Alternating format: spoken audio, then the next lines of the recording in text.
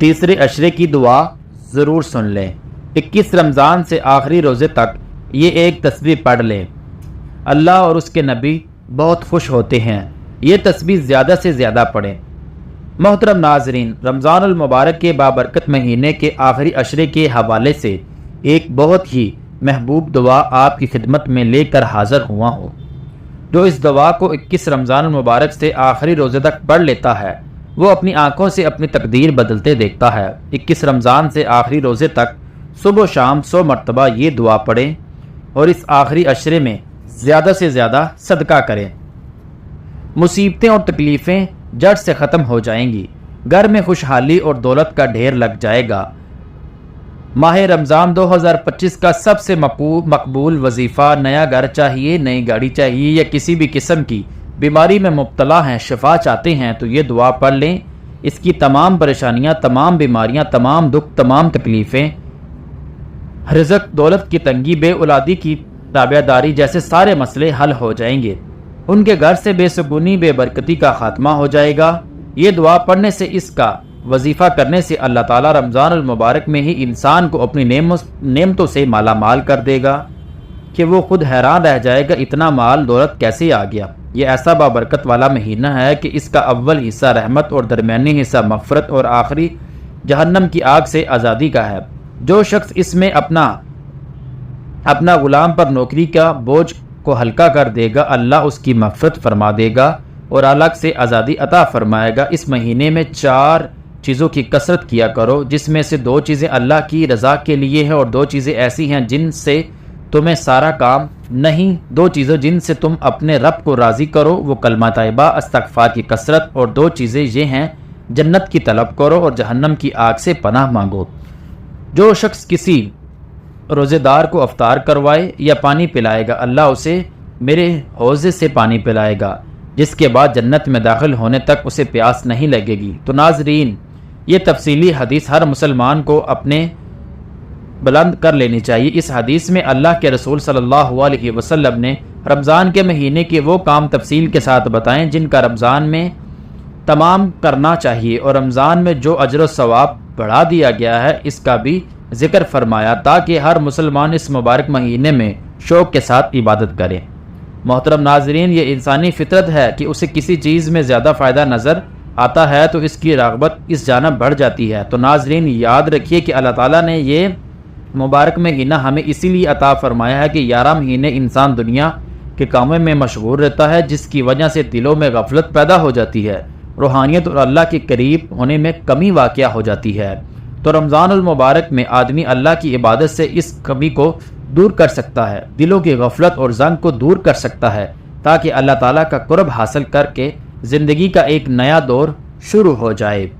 محترم ناظرین، یاد رہے کہ شعبان کے دنوں میں رمضان کو پالنے کی طلب کا اظہار اس حدیث سے بھی ہوتا ہے، جس میں حضور صلی اللہ علیہ وسلم نے رمضان کے انتظار میں شعبان کے دن گن گن کے گزارنے کی تاکید فرمائی ہے۔ جیسا کہ ایک روایت میں ہے، شعبان کا چاند رمضان کے انتظار میں گن گن کر گزارو۔ ناظرین، اس حدیث سے مراد ہے کہ رمضان کی آمد کی پیش نظر شعبان کی تاریخوں کا بھی حساب رکھو۔ رمضان کے شروع ہونے سے پہلے ہی اللہ کے پیارے حبیب صلی اللہ علیہ وسلم صحابیوں کو فکر میں فرماتے۔ یاد رہے کہ یہ صرف صحابہ کو فکر مند نہیں فرمایا، بلکہ پوری امت کو یہ پیغام دیا کہ رمضان میں کیا اعمال کرنے چاہیے۔ اس بارے میں حضرت سلیمان فارسی سے روایت ہے، نبی کریم صلی اللہ علیہ وسلم نے شعبان کی آخری تاریخ میں واضح فرمایا اور رمضان کی آمد کی خبر دیتے ہوئے آپ صلی اللہ علیہ وسلم نے فرمایا، سنو، تم پر ایک مہینہ سایہ فکن ہونے والا ہے۔ ماہ رمضان بہت بڑا اور بہت مبارک مہینہ ہے۔ اس مہینے میں ایک رات ایسی ہے جو 1000 مہینوں سے بڑھ کر ہے۔ اللہ تعالیٰ نے اس کے روزے رکھنا فرض فرمایا اور اس کی رات کے قیام کو ثواب ٹھہرایا۔ جو شخص اس مہینے میں کوئی نفلی نیک بجا لائے گا وہ ویسا ہی ہے جیسے عام دنوں میں فرض کا ثواب ہوگا، اور جو شخص اس مہینے میں کسی فرض کو ادا کرے گا وہ ایسا ہے جیسے بغیر رمضان میں 70 فرائض ادا کیے۔ یہ صبر کا مہینہ ہے اور صبر کا بدلہ جنت ہے۔ یہ مہینہ لوگوں کے ساتھ بھلائی کرنے کا ہے۔ اس مہینے میں مومن کا رزق بڑھا دیا جاتا ہے۔ جو شخص کسی روزے دار کو سحری افطاری کروائے، اس کے لیے گناہوں کے معاف ہونے اور خیرات میں نجات کا ثواب ہوگا، اس روزے دار کے ثواب کے برابر ثواب ہوگا، مگر روزے دار کے ثواب میں کچھ بھی کمی نہیں ہوگی۔ صحابہ کرام نے عرض کیا، اے اللہ کے رسول، ہم میں سے ہر شخص اتنی طاقت نہیں رکھتا کہ روزے دار کو سحر اور افطار کروائے۔ آپ صلی اللہ علیہ وسلم نے فرمایا، یہ سوال پیٹ بھر کو کھلانے پر نہیں، اگر کوئی شخص ایک کھجور سے ہی افطار کروا دے یا ایک گھونٹ پانی یا ایک گھونٹ دودھ پلا دے تو اللہ اس پر بھی ثواب فرما دے گا۔ محترم ناظرین، یہ جو مہینہ صبر کا مہینہ ہے اور صبر کا بدلہ جنت ہے، اس مہینے میں مومن کا رزق بڑھا دیا جاتا ہے۔ جو شخص کسی روزہ دار کو افطار کروائے اس کے لیے گناہوں کی معافی اور آگ سے نجات کا سبب ہوگا، اور اسی روزہ دار کے ثواب کے برابر اس کو ثواب ملے گا۔ رمضان المبارک کے اختتامی دن ہیں۔ رحمت للعالمین کے مشتاق میں رسول اللہ صلی اللہ علیہ وسلم کی طرف سے بڑھتے چلے جاتے ہیں۔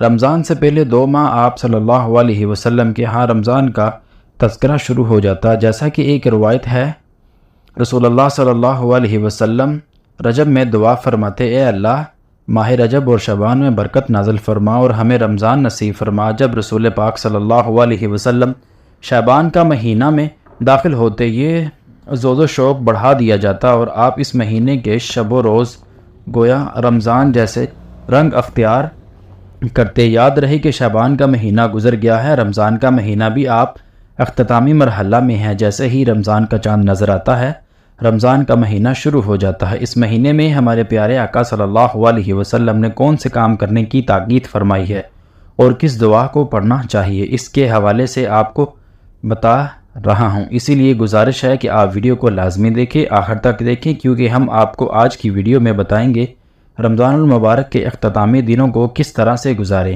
جہنم کی آگ سے نجات حاصل کی جائے، اور ساتھ میں آپ کو یہ بھی بتائیں گے کہ وہ کون سی مبارک دعا ہے جس کا آپ نے وظیفہ کرنا ہے، جس کی آپ نے تسبیح کرنی ہے، جس کی 21 رمضان المبارک سے آخری روزے تک تسبیح کرنے سے اللہ تعالیٰ اس انسان سے بہت خوش ہوتا ہے، اس کی رحمتوں برکتوں سے مالا مال کرنے کے ساتھ ساتھ اس کی مغفرت فرما دیتا ہے اور اس کو جہنم کی آگ سے نجات عطا فرما دیتا ہے۔ یہ عمل کرنے سے آپ کی ہر طرح کی تنگی بھی دور ہو جائے گی۔ تو رمضان المبارک کے آخری عشرے اور دعا کی مکمل تفصیل جاننے کے لیے گزارش ہے کہ ویڈیو کو کاٹ کر یا سکپ کر کے مت دیکھیے گا، کیونکہ یہ بڑی رحمتوں اور برکتوں والا مہینہ ہے۔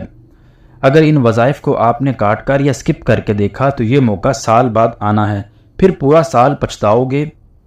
بہتر ہے کہ ویڈیو کو ایک مرتبہ تسلی سے دیکھ کر ہر ایک بات کو ایک ایک نقطے کو سن کر سمجھ کر ہمارے بتائے گئے طریقے کے مطابق وظیفے پر عمل کیجیے گا۔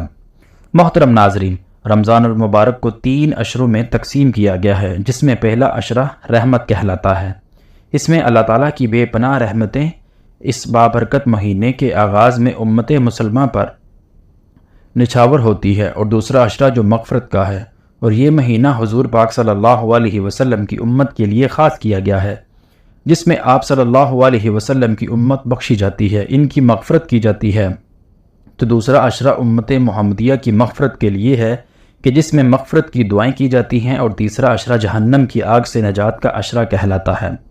اللہ تعالیٰ اس مبارک مہینے میں روزانہ ہزاروں کی تعداد میں لوگوں کو جہنم کی آگ سے نجات دیتے ہیں، تو اسی لیے تیسرا عشرہ نجات کا عشرہ ہے، اور یہ مبارک مہینہ نیکیوں، رحمتوں اور برکتوں کا مہینہ ہے، اور اس کا آخری عشرہ خصوصی فضیلت کا حامل ہوتا ہے۔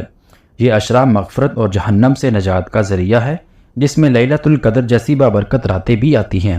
اس عشرے میں نبی کریم صلی اللہ علیہ وسلم عبادت میں مزید اضافہ فرماتے تھے، اعتکاف بیٹھتے اور شب بیزاری کرتے۔ رمضان المبارک کے اس عشرے کی بھی ایک خاص اہمیت اور فضیلت ہے، کیونکہ اس میں ایک ایسی رات موجود ہے جو 1000 مہینوں سے بہتر ہے۔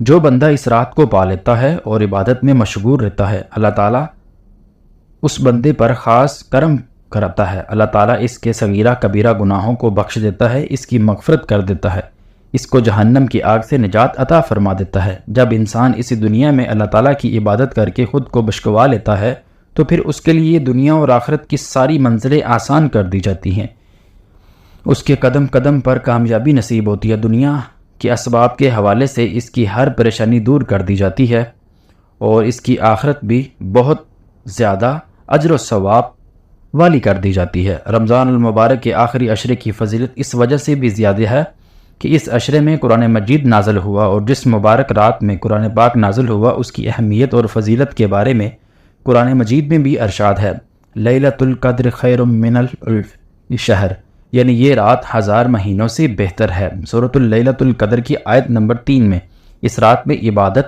ذکر، دعا اور توبہ کرنے والے کے گناہ معاف کر دیے جاتے ہیں۔ اس رات میں نبی کریم صلی اللہ علیہ وسلم عبادت میں اضافہ فرما دیتے۔ حضرت عائشہ صدیقہ رضی اللہ تعالی عنہا فرماتی ہیں، جب رمضان کا آخری عشرہ آتا تو نبی کریم صلی اللہ علیہ وسلم راتوں کو جاگتے، اپنے گھر والوں کو بھی جگاتے اور عبادت میں مشغول ہو جاتے۔ نبی کریم صلی اللہ علیہ وسلم رمضان کے آخری عشرے میں مسجد میں اعتکاف فرمایا کرتے تھے تاکہ اللہ کے قریب ہو سکیں اور دنیاوی مشغولیات سے الگ ہو کر مکمل عبادت میں مصروف رہیں۔ محترم ناظرین، یہ عشرہ گناہوں کی مغفرت کے حوالے سے بہت زیادہ خاص ہے۔ اس عشرے میں اللہ تعالیٰ اپنے بندوں کو بخشش عطا فرماتا ہے اور جہنم سے نجات دیتا ہے۔ یہی وجہ ہے کہ نبی کریم صلی اللہ علیہ وسلم نے اس عشرے میں زیادہ سے زیادہ عبادت کرنے کی تلقین فرمائی ہے۔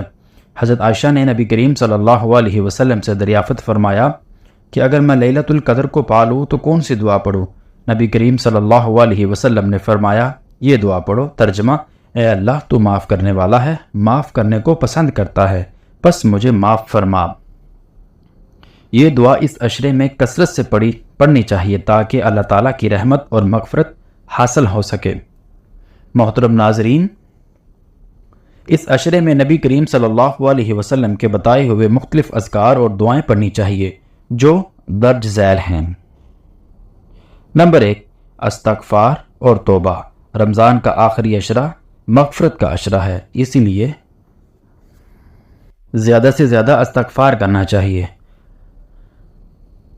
میں اللہ تعالیٰ سے بخشش مانگتا ہوں جو کہ وحدہ لا شریک لہ، واحد محمود ہے، ہمیشہ زندہ اور ہمیشہ قائم ہے، اور میں نے اس کی طرف رجوع کرنا ہے۔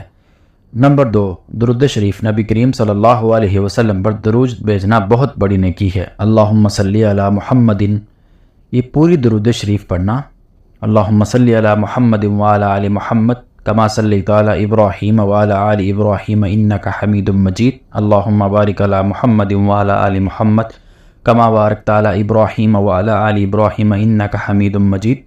سورۃ القدر کی تلاوت کی فضیلت کرنے سے سورۃ قدر کی کثرت سے تلاوت کرنی چاہیے۔ نمبر 4، تہجد اور نوافل۔ اس عشرے میں رات کے وقت تہجد اور نوافل ادا کرنے کی بہت فضیلت ہے کیونکہ اللہ تعالیٰ تہجد گزاروں کو خصوصی رحمت عطا فرماتا ہے۔ نمبر 5، صدقہ خیرات۔ آخری عشرے میں صدقہ خیرات کرنا بہت اجر و ثواب کا باعث ہے۔ نبی کریم خود بھی سخاوت میں بہت زیادہ اضافہ کر دیتے تھے۔ لیلۃ القدر کی رات کیسے گزارنی چاہیے؟ لیلۃ القدر میں عبادت اور ذکر و اذکار کا بہت زیادہ سے زیادہ کرنے چاہیے۔ ان عبادات اور ذکر و اذکار میں قرآن مجید کی تلاوت، استغفار اور درود شریف کی کثرت، نوافل کی ادائیگی، خصوصی تہجد، دعا مانگنا، خصوصی وہ دعائیں جو نبی کریم صلی اللہ علیہ وسلم نے سکھائی ہیں، صدقہ خیرات ادا کرنا، ذکر اور اللہ تعالیٰ کی حمد و ثنا میں مشغول رہنا، اس عشرے کی اس مبارک رات میں خصوصی اعمال کرنے چاہیے۔ ان میں اعتکاف بہت زیادہ اجر و ثواب کا حامل ہے، تو اگر ممکن ہو تو آخری عشرے کا اعتکاف ضرور کرنا چاہیے۔ راتوں کو جا کر عبادت کرنی چاہیے کیونکہ نبی کریم صلی اللہ علیہ وسلم بھی آخری عشرے میں راتوں کو جاگ کر عبادت کیا کرتے تھے۔ صدقہ خیرات جو لوگ مالی طور پر مستحق ہیں انہیں اس عشرے میں زیادہ سے زیادہ صدقہ خیرات میں حصہ لینا چاہیے جتنا ممکن ہو سکے۔ اس بابرکت والے عشرے میں قرآن مجید کی تلاوت کرنی چاہیے، اپنی اور پوری امت مسلمہ کی بلائی، مغفرت اور جنت الفردوس کی دعا کرنی چاہیے، اپنے مرحومین کے لیے دعائے مغفرت کرنی چاہیے، ان کی بخشش کروانی چاہیے کیونکہ یہ عشرہ رمضان المبارک کا آخری عشرہ ہے، بے پناہ برکتوں اور رحمتوں کا زمانہ ہے۔ یہ مغفرت، بخشش اور اللہ تعالیٰ کی قربت حاصل کرنے کا بہترین موقع ہے۔ ہمیں چاہیے سچے عبرتناک عبادات میں مشغول رہیں، لیلۃ القدر کی تلاش کریں، دعا اور ذکر و اذکار میں بتائے گئے طریقے کے مطابق اضافہ کریں اور اللہ سے بخشش طلب کریں۔ اللہ تعالیٰ ہمیں اس عشرے کی برکتیں نصیب فرمائے اور ہمارے تمام گناہوں کو معاف فرما دے۔ محترم ناظرین، رمضان المبارک کے آخری عشرے میں آپ کو یہ دعا پڑھتے رہنا چاہیے، اس سے آپ کی مغفرت ہو جائے گی، آپ کی غیبی مدد ہو جائے گی، آپ کی مالی تندرستگیاں، پریشانیاں، تمام مصیبتیں ٹل جائیں گی۔ اس کے علاوہ ہمیں اللہ کا بہت شکر ادا کرنا چاہیے جس نے پہلے ہمیں رجب کا مہینہ عطا کیا، پھر شعبان کا مہینہ دیا اور پھر رمضان کا مہینہ عطا کیا۔ اگر آپ رجب اور شعبان میں کوئی وظیفہ نہیں کر سکے اور رمضان المبارک کے پہلے جو عشروں کو بھی لاپرواہی میں گزار دیا اور کوئی عمل نہیں کر سکے، تو تیسرے عشرے کی یہ دعا پڑھ لیں۔ 21 رمضان المبارک سے آخری عشرے تک اس دعا کا کثرت سے ورد کریں۔ اس کو پڑھنے والے سے اللہ تعالیٰ اور اس کے نبی پاک صلی اللہ علیہ وسلم بہت خوش ہوتے ہیں۔ جس سے رب اور اس کا محبوب راضی ہو جائے، خوش ہو جائے، تو پھر اس انسان کی دنیا اور آخرت دونوں سنور جاتے ہیں۔ اب یہ عمل بتائیں گے، طریقے سے پڑھ لیں۔ انشاءاللہ اس عمل کی برکت سے اللہ تعالیٰ آپ کو دنیا اور آخرت میں سر و فراز فرمائے گا، آپ کی ہر پریشانی دور فرما دے گا، آپ کو قدم قدم پر کامیابی عطا فرما دے گا۔ رمضان کا انتظار ہر مومن مسلمان کو ہوتا ہے اور اس مہینے میں اللہ رب العزت رزق کو بڑھا دیتا ہے۔ یہ مشاہدہ ہے کہ عام دنوں میں ہمارے دسترخوان پر اتنی چیزیں نہیں ہوتی جتنی کہ رمضان کے مہینے میں سحر و افطار کے وقت موجود ہوتی ہیں۔ اسی وجہ سے جہاں ہے اس مہینے میں اللہ رب العزت نے بہت زیادہ برکت رکھی ہے اور اس مہینے میں نیکیوں کا ثواب بھی بڑھا دیا جاتا ہے اور گناہ بھی کم ہو جاتے ہیں۔